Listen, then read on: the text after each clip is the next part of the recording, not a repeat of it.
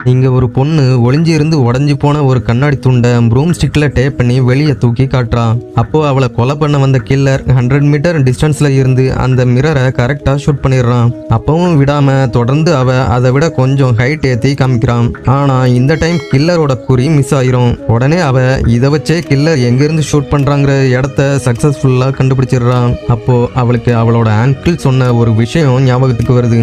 என்னன்னா, இந்த மாதிரி சிச்சுவேஷன்ல எப்படியும் கில்லருக்கு ஒரு பிளைண்ட் ஸ்பாட் கண்டிப்பா இருக்கும். அதை கண்டுபிடிச்சிட்டா ஈஸியா தப்பிச்சிடலாம்னு சொல்லி கொடுத்திருப்பாரு. அதே மாதிரி அவன் பிரிட்ஜ் மேல ஏறி அங்க இருந்து ஜம்ப் பண்ண போறான். அவ கரெக்டா ஜம்ப் பண்ற டைம்ல அவனும் ஷூட் பண்றான். ஆனா அவ அதுல இருந்து தப்பிச்சு சேஃபா அந்த பக்கம் போயிருவான். உடனே அவளோட கன்னை தேடுறான். ஆனா கன்னு கைக்கு எட்டல. சடனா அவ தற்காப்புக்காக முன்னாடி இருந்த சோஃபாவை புரட்டி போடுறான். அப்போ அவ அங்கிளோட ஸ்னைப்பர் கன் சோஃபாவுக்கு கீழே இருக்கிறத எதிர்ச்சியா பாக்குறான். அடுத்த செகண்டே அந்த ஸ்னைப்பர்ல புல்லட்டை லோட் பண்ணி கில்லரை நோக்கி ஷூட் பண்றான். அதுக்குள்ள அந்த கில்லரோட ஆட்கள் வீட்டை சுத்தி வளைச்சிடுறாங்க.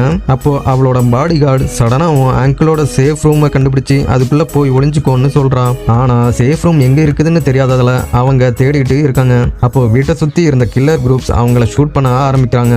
ஆனா கரெக்டான டைம்ல அவளோட பாடி கார்டு அங்க வந்து அவங்கள காப்பாத்திடுவா.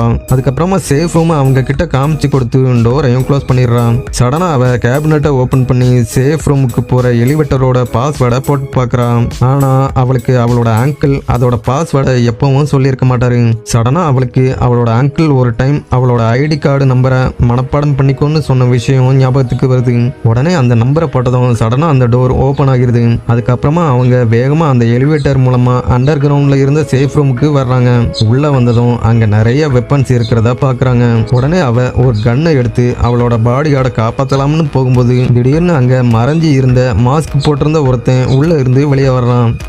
அவ கூட இருந்தவன் கையில ஹேண்ட் கப்பை மாட்ட சொல்றான். அவளும் அதை எடுத்து அதை மாட்டுற மாதிரி நடிச்சு சடனா அவனோட கவனத்தை டைவர்ட் பண்ணி அங்கேயே அவனை அடிச்சு தரையில படுக்க வச்சிடுறான்.